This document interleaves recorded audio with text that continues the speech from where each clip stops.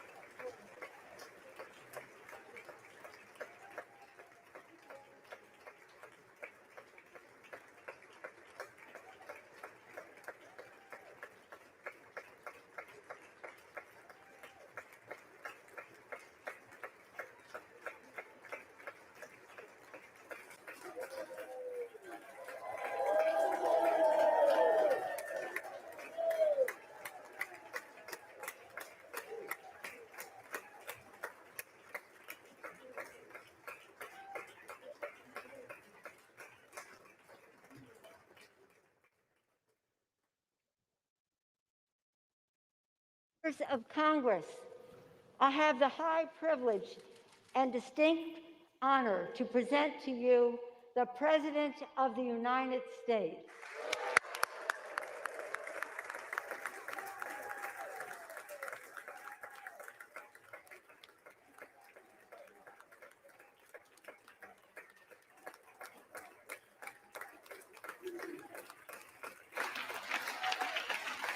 Thank you, thank you, thank you. Good to be back.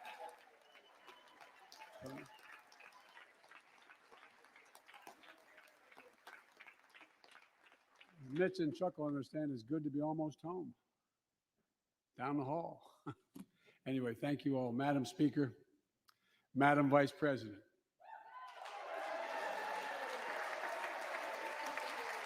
No president has ever said those words from this podium. No president has ever said those words, and it's about time.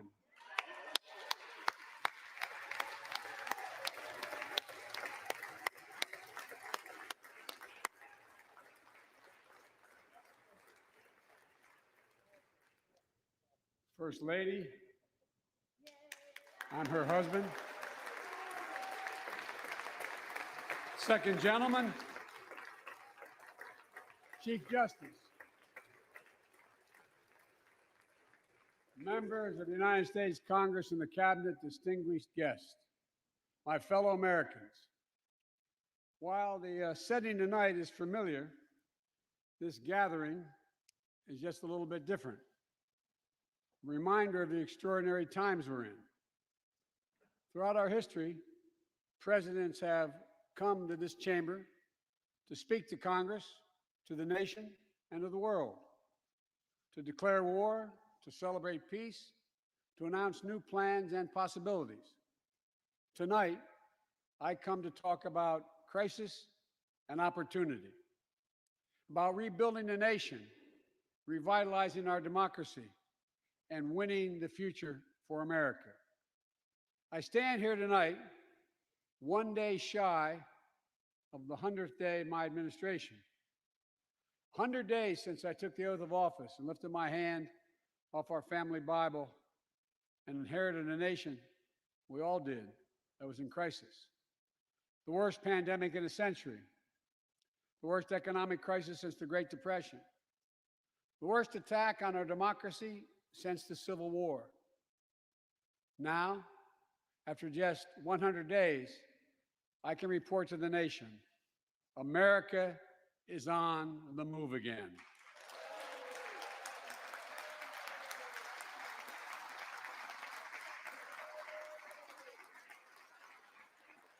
Turning peril into possibility, crisis to opportunity, setbacks into strength.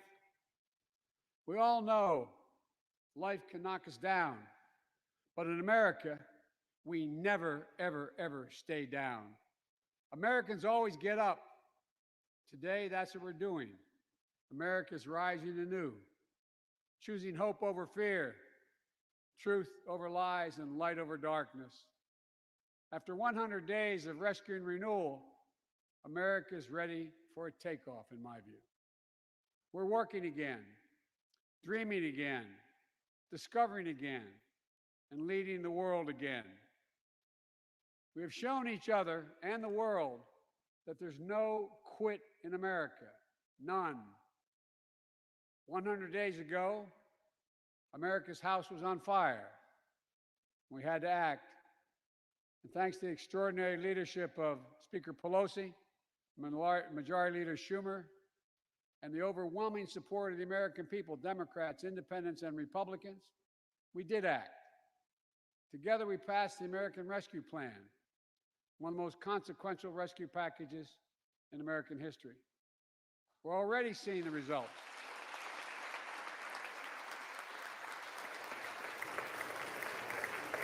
We're already seeing the results.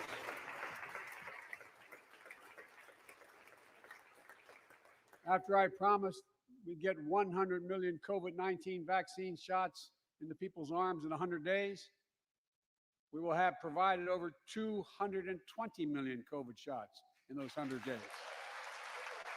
Thanks to all the help of all of you. We're marshaling, with your help, everyone's help, we're marshaling every federal resource. We've gotten vaccines to nearly 40,000 pharmacies and over 700 community health centers where the poorest of the poor can be reached. We're setting up community vaccination sites, developing mobile units to get to hard-to-reach communities. Today, 90% of Americans now live within 5 miles of a vaccination site. Everyone over the age of 16, everyone is now eligible to get vaccinated right now, right away. Go get vaccinated, America. Go and get the vaccination. They're available. You're eligible now.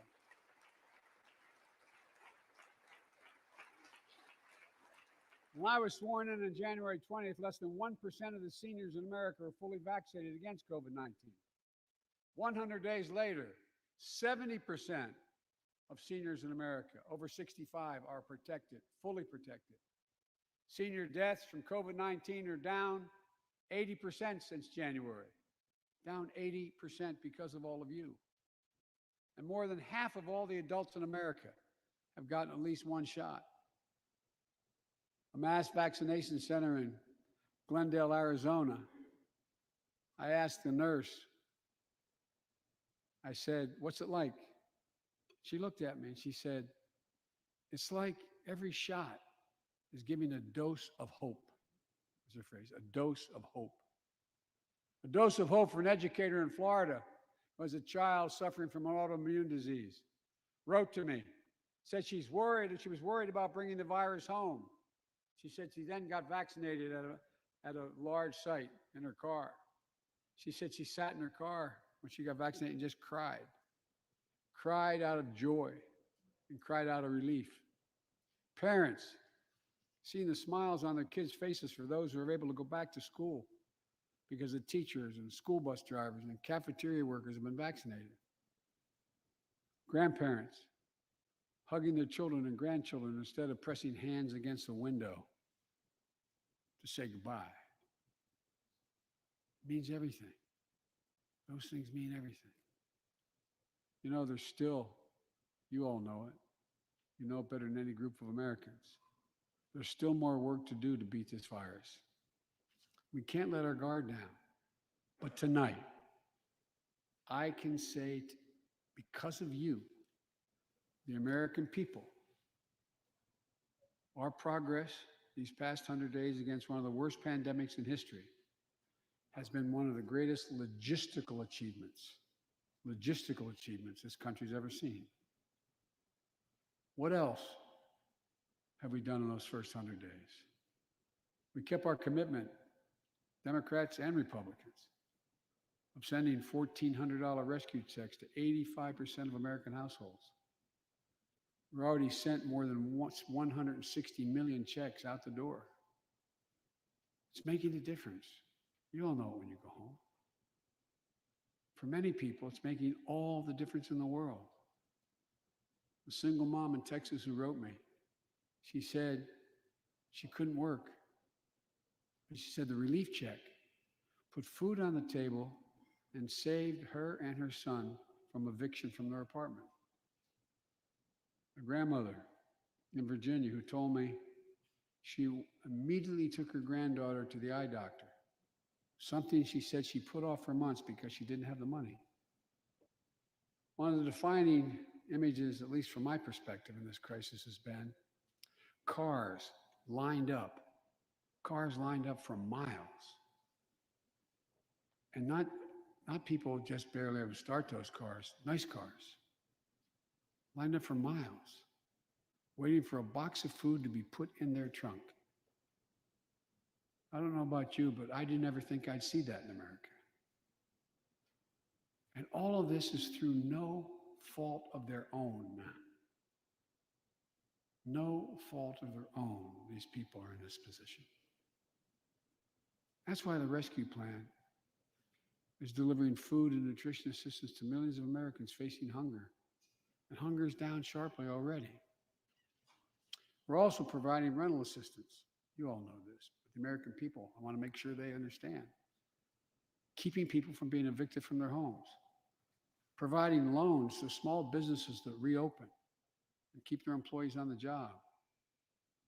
During these 100 days, an additional 800,000 Americans enrolled in the Affordable Care Act when I established a special sign-up period to do that. 800,000 in that period. We're making one of the largest one-time investments ever in improving health care for veterans. Critical investments to address the opioid crisis. And maybe most importantly, thanks to the American Rescue Plan, we're on track to cut child poverty in America in half this year.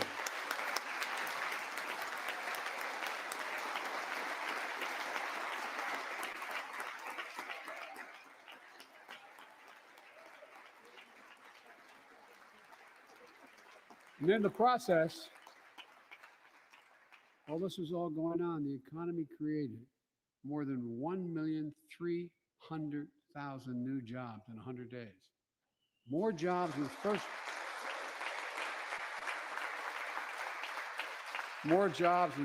100 days than any president on record. The International Monetary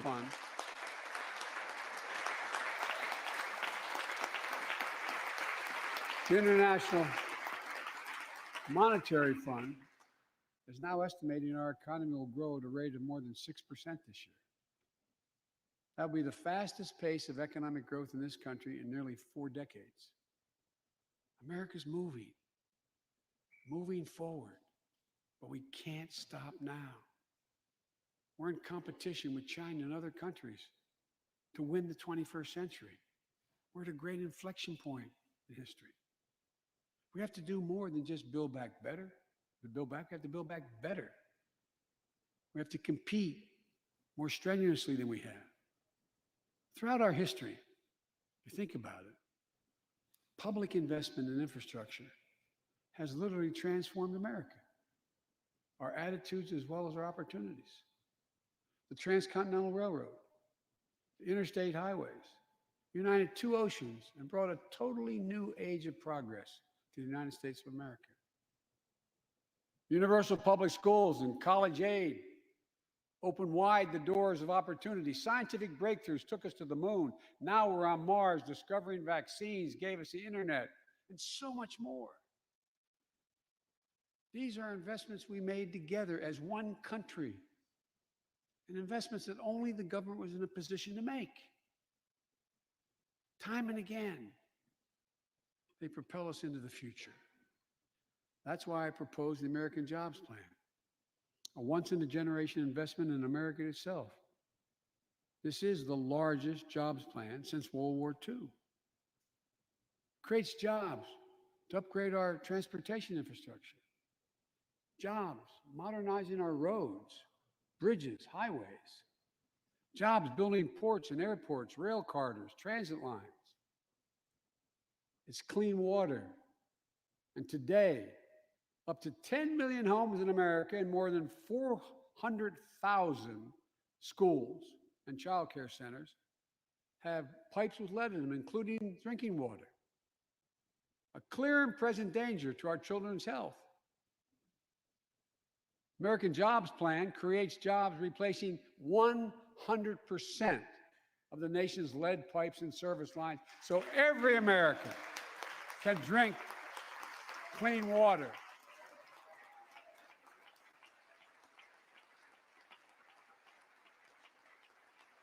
And in the process, it will create thousands and thousands of good-paying jobs. It creates jobs connecting every American with high-speed internet, including 35% of the rural America that still doesn't have it.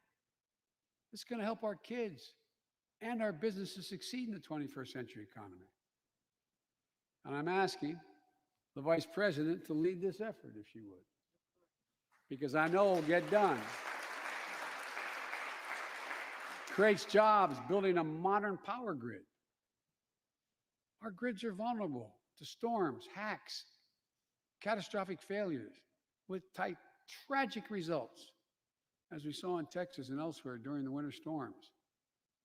The American Jobs Plan will create jobs that lay thousands of miles of transmission lines needed to build a resilient and fully clean grid. We can do that. Look, the American Jobs Plan will help millions of people get back to their jobs and back to their careers. 2 million women have dropped out of the workforce during this pandemic. 2 million. And too often because they couldn't get the care they needed to care for their child or care for an elderly parent who needs help. 800,000 families are on the Medicare waiting list right now to get home care for their aging parent or loved one with disability. If you think it's not important, check out in your own district, Democrat or Republican, Democrat or Republican voters. Their great concern, almost as much as their children, is taking care of an elderly loved one who can't be left alone. Medicaid contemplated it, but this plan is going to help those families and create jobs for our caregivers with better wages and better benefits, continuing a cycle of growth. For too long, we've failed to use the most important word when it comes to meeting the climate crisis: jobs. Jobs. Jobs.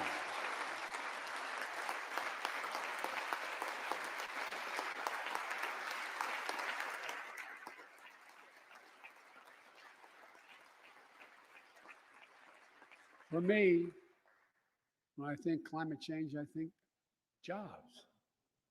American Jobs Plan will put engineers and construction workers to work building more energy efficient buildings and homes.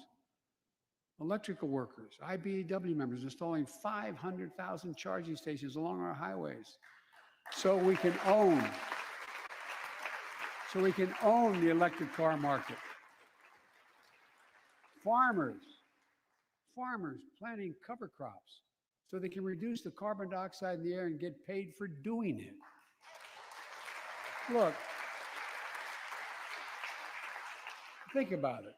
There is simply no reason why the blades for wind turbines can't be built in Pittsburgh instead of Beijing. No reason. None. No reason. So, folks, there's no reason why American workers can't lead the world in the production of electric vehicles and batteries. I mean, there is no reason. We have the capacity. We have the brightest, best trained people in the world. The American Jobs Plan is going to create millions of good paying jobs, jobs Americans can raise a family on. As my dad would then say, with a little breathing room. And all the investments in the American Job Plan will be guided by one principle: buy American. Buy American. And I might note parenthetically, that does not violate any trade agreement. It's been the law since the 30s. Buy American. American tax dollars are going to be used to buy American products made in America to create American jobs. That's the way it's supposed to be, and it will be in this administration.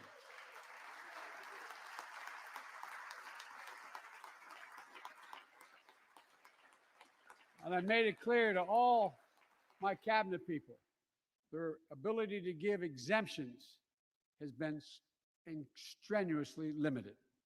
It will be American products. Now, I know some of you at home are wondering whether these jobs are for you. So many of you, so many of the folks I grew up with, feel left behind, forgotten, in an economy that's so rapidly changing. It's frightening. I want to speak directly to you because you think about it. That's what people are most worried about. Can I fit in?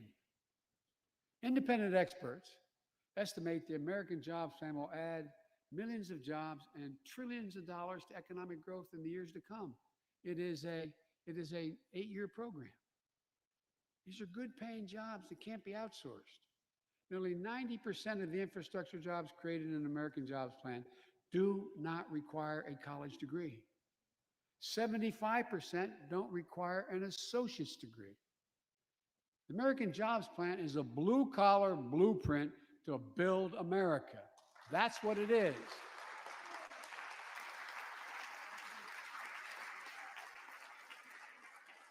And it recognizes something I've always said in this chamber and the other. Good guys and women on Wall Street, but Wall Street didn't build this country. The middle class built the country, and unions built the middle class. So that's why I'm calling on Congress to pass Protect the Right to Organize Act, the PRO Act, and send it to my desk so we can support the right to unionize. And by the way, while you're thinking about sending things to my desk, let's raise the minimum wage to $15. No one working 40 hours a week, no one working 40 hours a week should live below the poverty line. We need to ensure greater equity and opportunity for women. And while we're doing this, let's get the Paycheck Fairness Act to my desk as well, equal pay. It's been much too long. And if you wonder whether it's too long, look behind me. And finally, American Jobs Plan will be the biggest increase in non-defense research and development on record. We'll see more technological change, and some of you know more about this than I do. We'll see more technological change in the next 10 years than we saw in the last 50. That's how rapidly artificial intelligence and so much more is changing. And we're falling behind the competition with the rest of the world. Decades ago, we used to invest 2% of our gross domestic product in America, 2% of our gross domestic product in research and development. Today, Mr. Secretary, that's less than 1%. China and other countries are closing in fast. We have to develop and dominate the products and technologies of the future. Advanced batteries, biotechnology, computer chips, clean energy. The Secretary of Defense can tell you, and those of you who work in national security issues know, the Defense Department has an agency called DARPA, the Defense Advanced Research Project Agency. The people who set up before I came here, and that's been a long time ago, to develop breakthroughs that enhance our national security. That's their only job. And it's a semi-separate agency. It's under the Defense Department. It's led to everything from the discovery of the internet to GPS and so much more that's enhanced our security.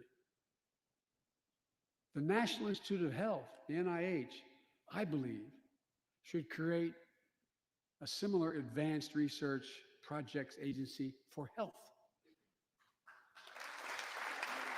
And here's what it would do. It would have a singular purpose: to develop breakthroughs to prevent, detect, and treat diseases like Alzheimer's, diabetes, and cancer. I'll still never forget when we passed the cancer proposal in the last year as vice president. Almost $9 million going to NIH. And they've excused the point of personal privilege. I'll never forget you standing, Mitch, and saying, "Name it after my deceased son." It meant a lot. But so many of us have deceased sons, daughters, and relatives who died of cancer. I can think of no more worthy investment. I know of nothing that is more bipartisan. So let's end cancer as we know it. It's within our power. It's within our power to do it.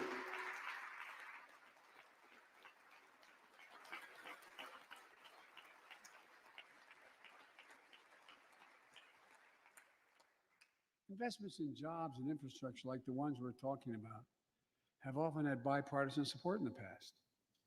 Vice President Harris and I met regularly in the Oval Office with Democrats and Republicans and discussed the jobs plan. And I applaud a group of Republican senators who just put forward their own proposal. So let's get to work. I wanted to lay out before the Congress my plan before we got into the deep discussions. I'd like to meet with those who have ideas that are different, they think are better. I welcome those ideas. But the rest of the world is not waiting for us. I just want to be clear. From my perspective, doing nothing is not an option.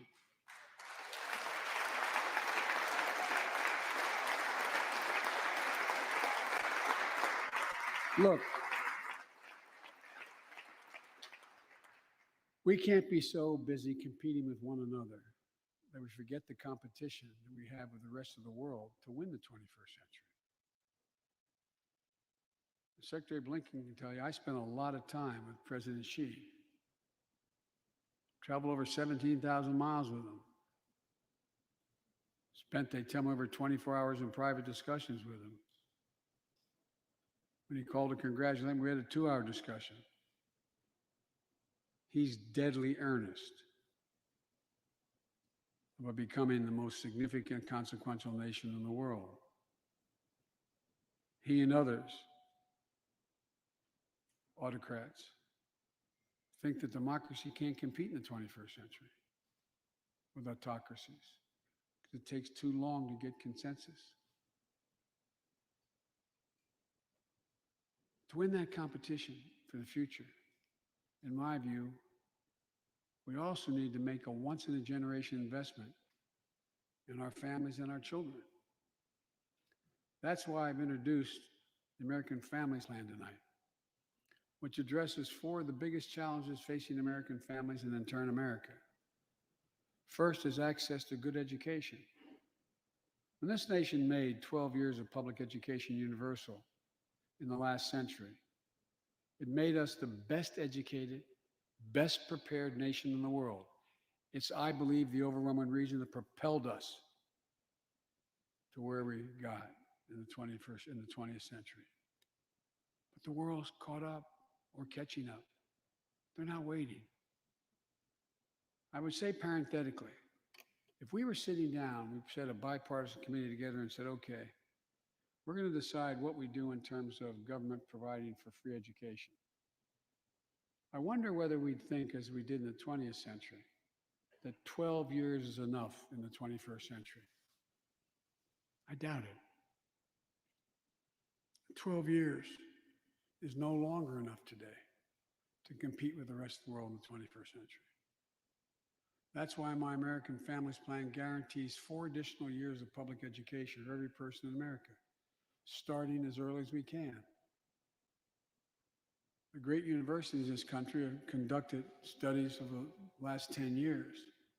It shows that adding 2 years of universal high-quality preschool for every 3-year-old and 4-year-old, no matter what background they come from, puts them in the position to be able to compete all the way through 12 years and increases exponentially their prospect of graduating and going on beyond graduation. Research shows when a young child goes to school, not daycare, they're far more likely to graduate from high school and go to college or something after high school. When you add 2 years of free community college on top of that, you begin to change the dynamic. We can do that.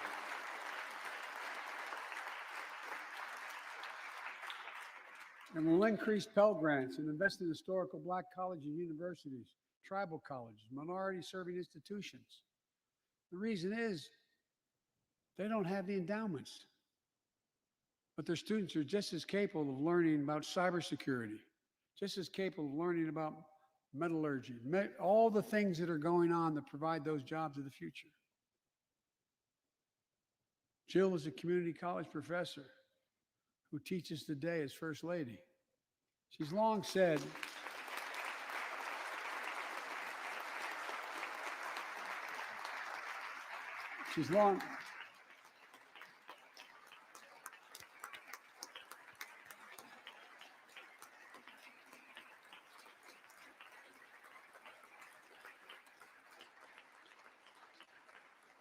if I've heard it once, I've heard it 1,000 times. Joe, any country that out-educates us is going to outcompete us. She'll be deeply involved in leading this effort. Thank you, Jill. Second thing we need, American Families Plan will provide access to quality, affordable child care. We guarantee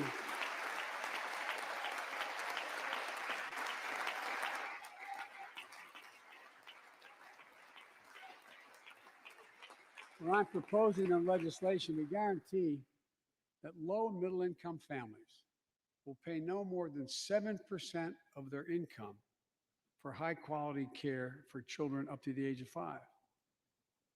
The most hard-pressed working families won't have to spend a dime. Third, the American Families Plan will finally provide up to 12 weeks of paid leave and medical leave, family medical leave. We're one of the few industrial countries in the world. No one should have to choose between a job and a paycheck or taking care of themselves and their loved ones or parent or spouse or child. And fourth, the American Family Plan puts directly into the pockets of millions of Americans. In March, we expanded tax credit for every child in a family, up to $3,000 per child if they're under 6 years of age. Over 6 years of age, and $3,600 for children over 6 years of age. With 2 parents, 2 kids, that's $7,200 in the pockets to help take care of your family. And that will help more than 65 million children and help cut child care poverty in half. And we can afford it. So we did that in the last piece of legislation we passed. But let's extend that child care tax credit at least through the end of 2025.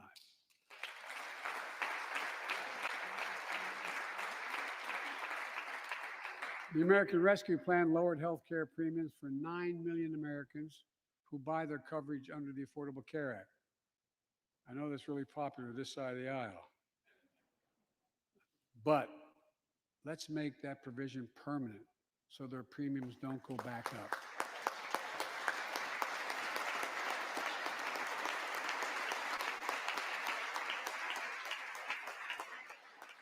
In addition to my family's plan, I'm going to work with Congress to address this year other critical priorities for American families.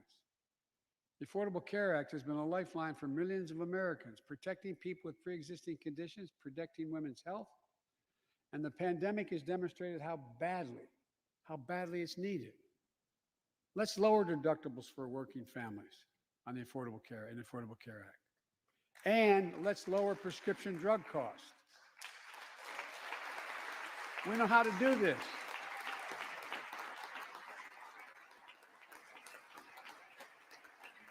The last president had that as an objective. We all know how outrageously expensive drugs are in America. In fact, we pay the highest prescription drug prices of anywhere in the world, right here in America. Nearly 3 times for the same drug, nearly 3 times what other countries pay. We have to change that, and we can. Let's do what we talked about for all the years I was down here in this body, in Congress. Let's give Medicare the power to save hundreds of billions of dollars by negotiating lower drug prescription prices.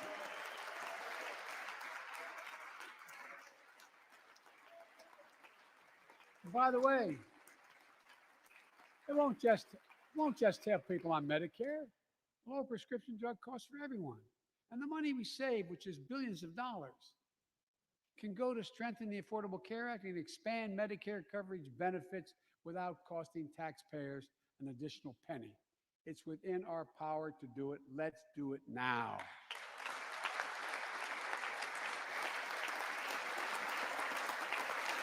We've talked about it long enough, Democrats and Republicans. Let's get it done this year. This is all about a simple premise. Health care should be a right, not a privilege in America.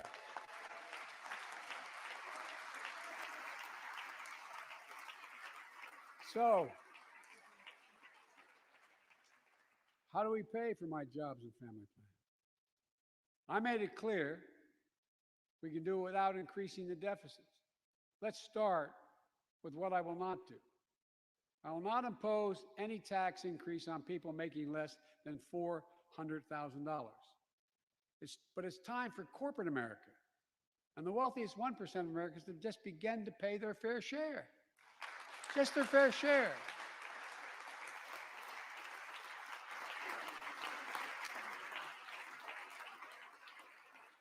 Sometimes I have arguments with my friends in the Democratic Party. I think you should be able to become a billionaire and a millionaire, but pay your fair share. A recent study shows that 55 of the nation's biggest corporations paid 0 federal tax last year. Those 55 corporations made in excess of $40 billion in profit. A lot of companies also evade taxes through tax havens in Switzerland and Bermuda and the Cayman Islands. And they benefit from tax loopholes and deductions for offshoring jobs and shifting profits overseas. It's not right. We're going to reform corporate taxes so they pay their fair share and help pay for the public investments their businesses will benefit from as well.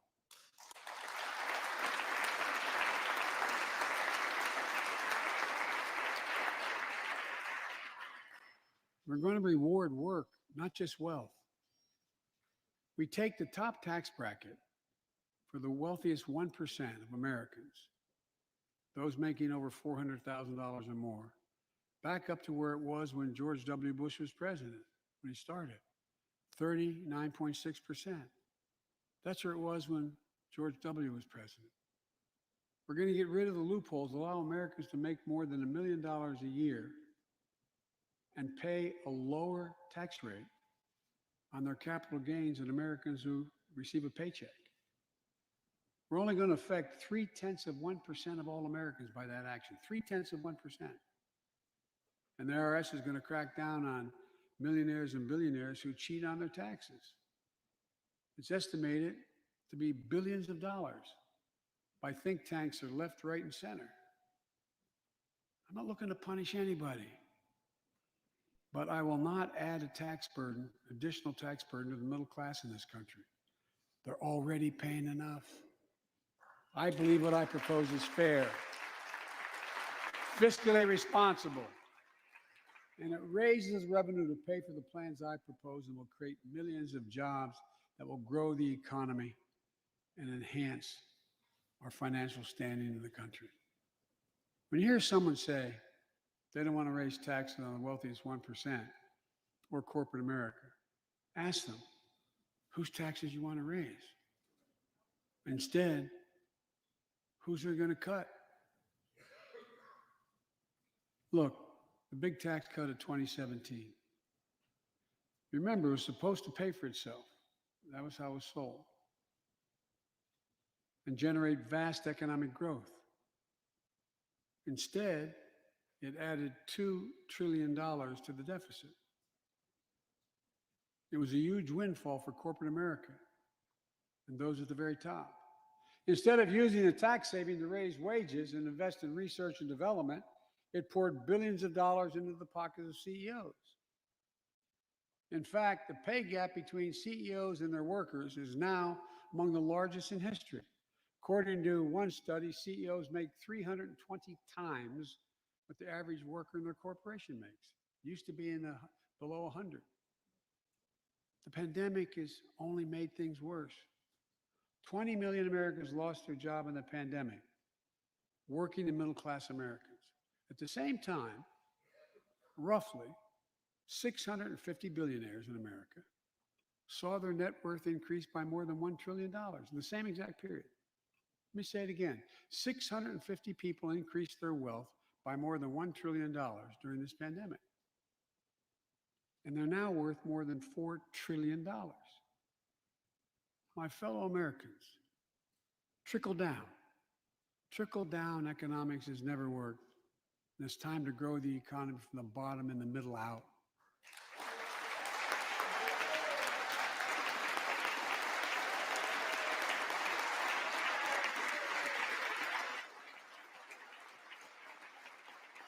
You know, there's a broad consensus of economists left, right, and center, and they agree what I'm proposing will help create millions of jobs and generate historic economic growth. These are among the highest values investments we can make as a nation. I've often said our greatest strength is the power of our example, not just the example of our power. In my conversations with world leaders, and I've spoken to over 38, 40 of them now, I've made it known that America's back. And you know what they say? The comment I hear most of all from them? So they say, we see America's back, but for how long? But for how long? My fellow Americans, we have to show not just that we're back, but we're back to stay.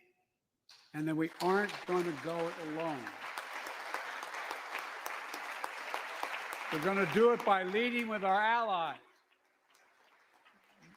No one nation can deal with all the crises of our time, from terrorism to nuclear proliferation, mass migration, cybersecurity, climate change, as well as what we're experiencing now, the pandemics. There's no wall high enough to keep any virus out.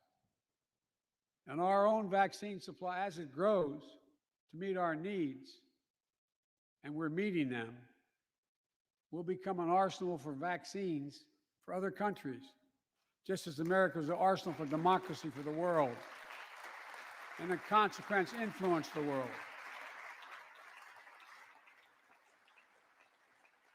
But every American will have access before that occurs. Every American have access to be fully covered by COVID-19 from the vaccines we have.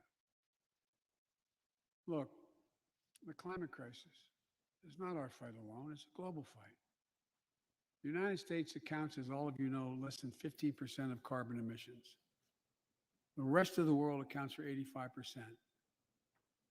That's why I kept my commitment to rejoin the Paris Accord, because if we do everything perfectly, it's not going to only matter.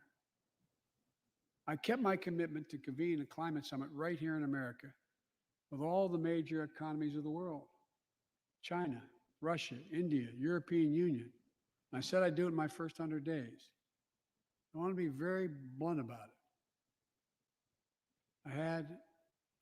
My attempt was to make sure that the world could see there was a consensus, that we are at an inflection point in history.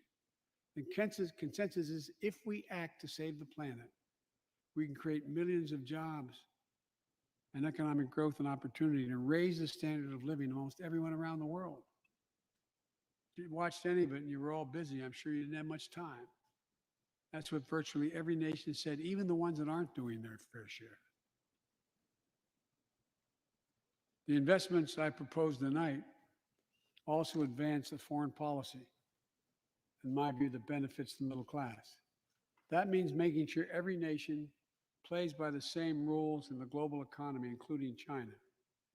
In my discussion with President Xi, I told him, we welcome the competition. We're not looking for conflict.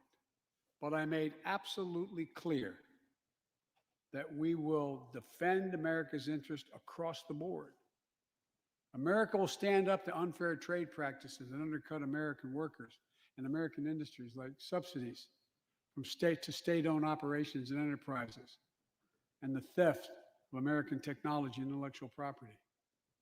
I also told President Xi that we'll maintain a strong military presence in the Indo-Pacific, just as we do with NATO and Europe, not to start a conflict, but to prevent one.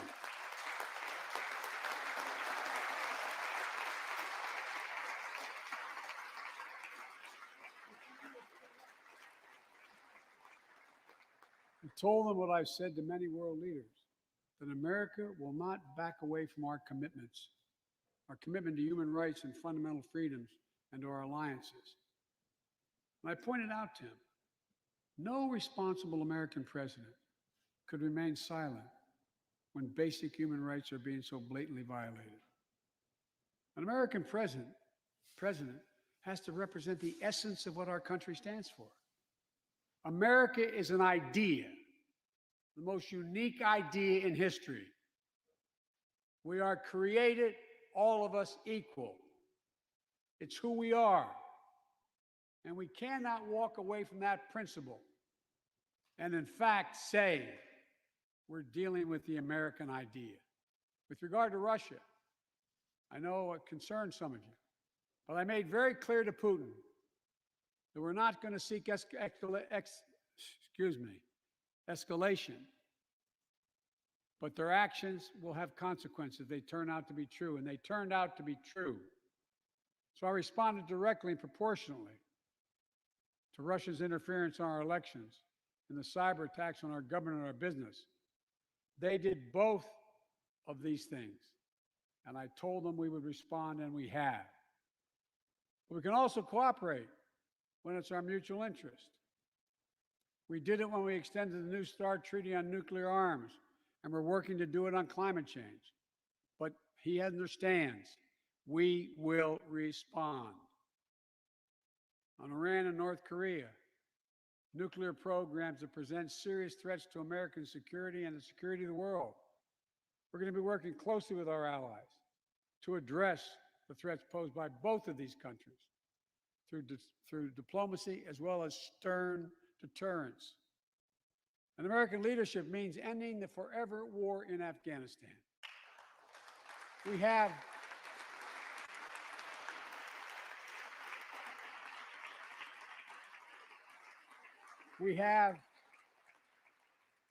without hyperbole, the greatest fighting force in the history of the world. I'm the first president in 40 years and knows what it means to have a son serving in a war zone. Today, we have service members serving in the same war zone as their parents did. We have service members in Afghanistan who are not yet born on 9/11. The war in Afghanistan, as we remember the debates here, were never meant to be multi-generational undertakings of nation building.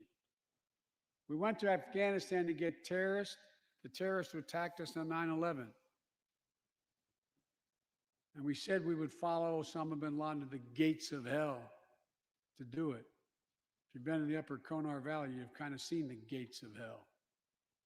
And we delivered justice to bin Laden. We degraded the terrorist threat of al-Qaeda in Afghanistan. And after 20 years of valor, and sacrifice, it's time to bring those troops home. Look,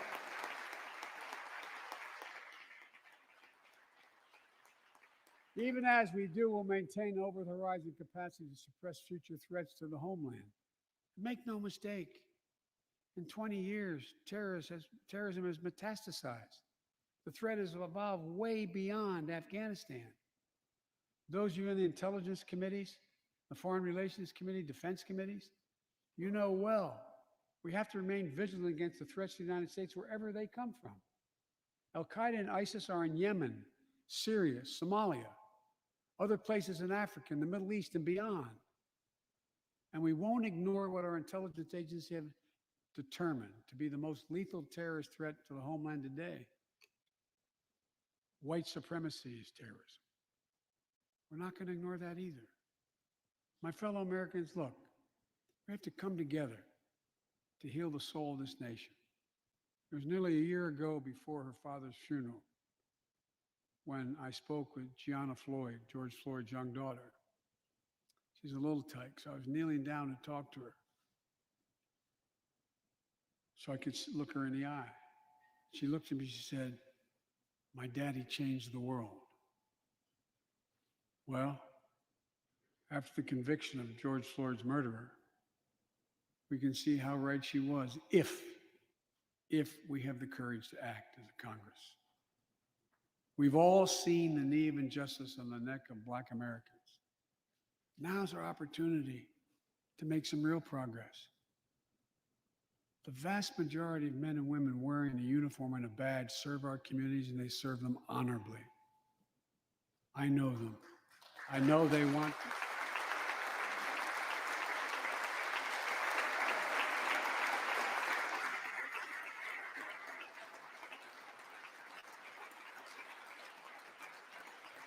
I know they want to help meet this moment as well. My fellow Americans, we have to come together to rebuild trust between law enforcement and the people they serve, to root out systemic racism in our criminal justice system, and to enact police reform in George Floyd's name that passed the House already. I know Republicans have their own ideas and are engaged in very productive discussions with Democrats in the Senate. We need to work together to find a consensus. But let's get it done next month, by the first anniversary of George Floyd's death.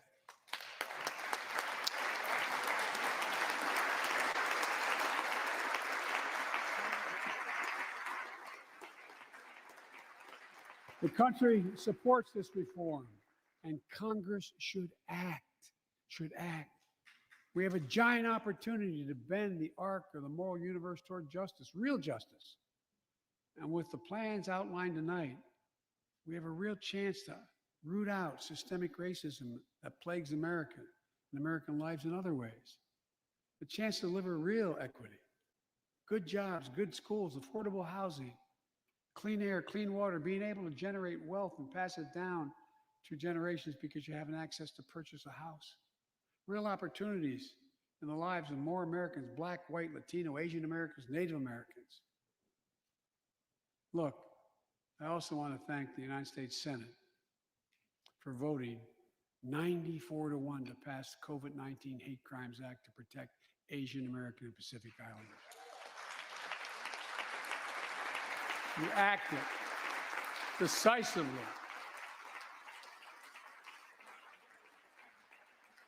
You can see on television the viciousness of the hate crimes we've seen over the past year and for too long. I urge the House to do the same and send that legislation to my desk, which I will gladly, anxiously sign. I also hope Congress will get to my desk the Equality Act to protect LGBTQ Americans. For all transgender Americans watching at home, especially young people, you're so brave. I want you to know your president has your back. Another thing, let's authorize the Violence Against Women Act, which has been law for 27 years.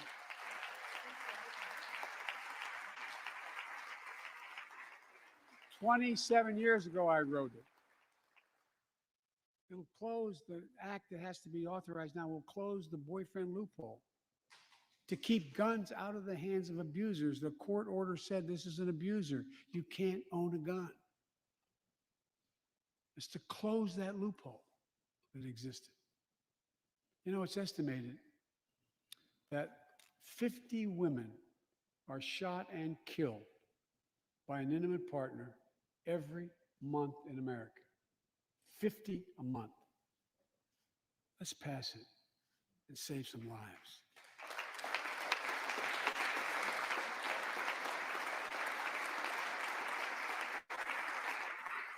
And I need not tell anyone this, but gun violence has become an epidemic in America. The flag at the White House was still flying at half-mast for the 8 victims of the mass shooting in Georgia, when 10 more lives were taken in a mass shooting in Colorado. And in the week in between those two events, 250 other Americans were shot dead in the streets of America. 250 shot dead. I know how hard it is to make progress on this issue. In the 90s, we passed universal background checks, a ban on assault weapons and high-capacity magazines that hold 100 rounds that can be fired off in seconds. We beat the NRA. Mass shootings and gun violence declined. Check out the report over 10 years. But in the early 2000s, the law expired. We've seen daily bloodshed since. I'm not saying if the law continued, we wouldn't see bloodshed. More than 2 weeks ago in the Rose Garden, surrounded by some of the bravest people I know, the survivors and families who lost loved ones to gun violence, I laid out several of the Department of Justice actions that are being taken to impact on this epidemic. One of them is banning so-called ghost guns. These are homemade guns built from a kit that includes directions how to finish the firearm. The parts have no serial numbers, so they show up at crime scenes and they can't be traced. The buyers of these ghost gun kits aren't required to pass any background check. Anyone, from a criminal or terrorist, could buy this kit and within 30 minutes have a weapon that's lethal, but no more. And I'll do everything in my power to protect the American people from this epidemic of gun violence, but it's time for Congress to act as well. Look,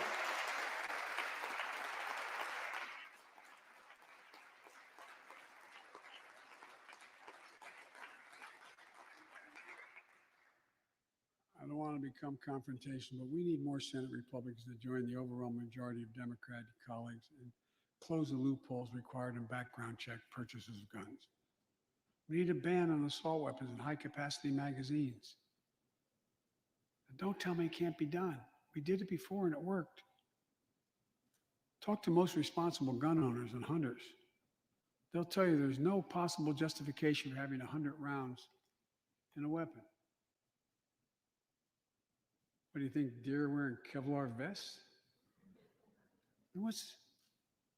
They'll tell you that there are too many people today who are able to buy a gun, but shouldn't be able to buy a gun. These kinds of reasonable reforms have overwhelming support from the American people, including many gun owners. The country supports reform, and Congress should act. This shouldn't be a red or blue issue.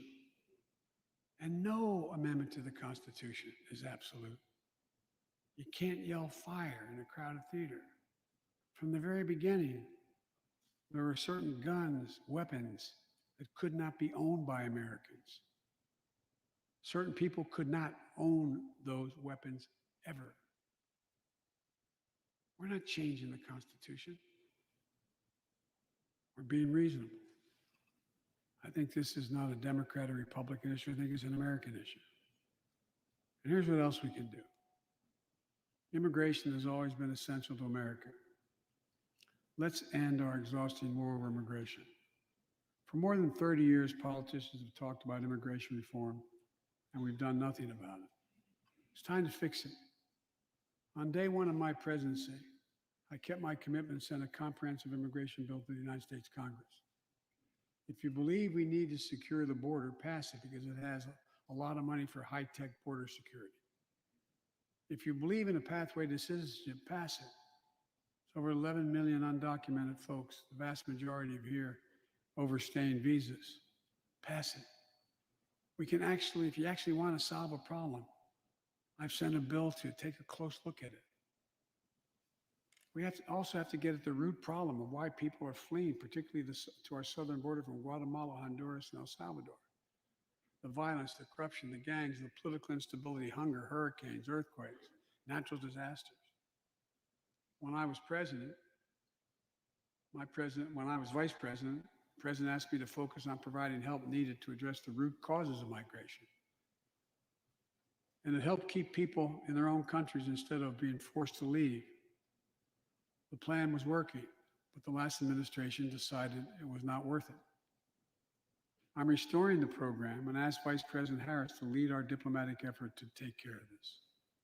I have absolute confidence she'll get the job done. Now look, if you don't like my plan, let's at least pass what we all agree on. Congress needs to pass legislation this year to finally secure protection for dreamers.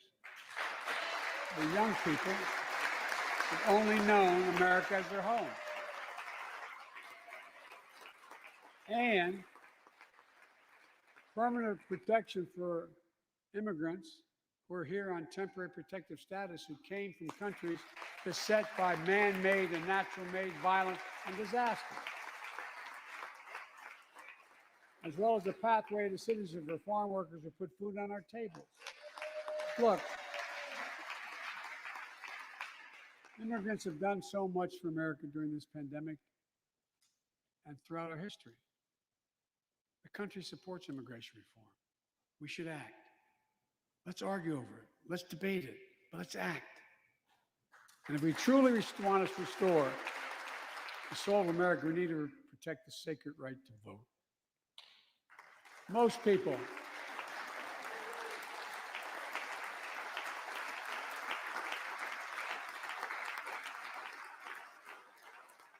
more people voted in the last presidential election than any time in American history. In the middle of the worst pandemic ever. It should be celebrated. Instead, it's being attacked. Congress should pass H.R. 1 and the John Lewis Voting Rights Act and send it to my desk right away. The country supports it, and Congress should act now. Look, in conclusion, as we gather here tonight, the image of a violent mob assaulting this Capitol, desecrating our democracy, remain vivid in all our minds. Lives were put at risk, many of your lives. Lives were lost. Extraordinary courage was summoned. The insurrection was an existential crisis, a test of whether our democracy could survive, and it did. But the struggle is far from over. The question of whether our democracy will long endure is both ancient and urgent. As old as our republic, still vital today. Can our democracy deliver on its promise that all of us, created equal in the image of God, had a chance to lead lives of dignity, respect, and possibility? Can our democracy deliver to the most pressing needs of our people? Can our democracy overcome the lies, anger, hate, and fears that have pulled us apart? America's adversaries, the autocrats of the world, are betting we can't. And I promise you, they're betting we can't. They believe we're too full of anger and division and rage. They look at the images of the mob that assaulted the Capitol as proof that the sun is setting on American democracy. But they're wrong. You know it, I know it. But we have to prove them wrong. We have to prove democracy still works, that our government still works, and we can deliver for our people. In our first 100 days together, we've acted to restore people's faith in democracy to deliver. We're vaccinating the nation. We're creating hundreds of thousands of new jobs. We're delivering real results to people. They can see it, feel it in their own lives. Opening doors of opportunity, guaranteeing some more fairness and justice. That's the essence of America. That's democracy in action. Our Constitution opens with the words, as trite as it sounds, we the people. Well, it's time to remember that we the people are the government, you and I, not some force in a distant capital, not some powerful force that we have no control over. It's us. It's we the people. In another era, when our democracy was tested, Franklin Roosevelt reminded us in America, we do our part. We all do our part. That's all I'm asking. That we do our part, all of us. If we do that, we will meet the center challenge of the age by proving that democracy is durable and strong. Autocrats will not win the future. We will. America will. And the future belongs to America. As I stand here tonight before you in a new and vital hour of life and democracy of our nation, and I can say with absolute confidence, I have never been more confident or optimistic about America. Not because I'm president, because of what's happening with the American people. We've stared into the abyss of insurrection and autocracy, pandemic and pain, and we, the people, did not flinch. The very moment our adversaries were certain we'd pull apart and fail, we came together, we united. With light and hope, we summoned a new strength, new resolve to position us to win the competition of the 21st century. On our way to a union more perfect, more prosperous, and more just, as one people, one nation, and one America. Folks, as I told every world leader I've ever met with over the years, it's never, ever, ever been a good bet to bet against America, and it still isn't. We're the United States of America. There's not a single thing, nothing beyond our capacity. We can do whatever we set our minds to if we do it together. So let's begin to get together. God bless you all, and may God protect our troops. Thank you for your patience.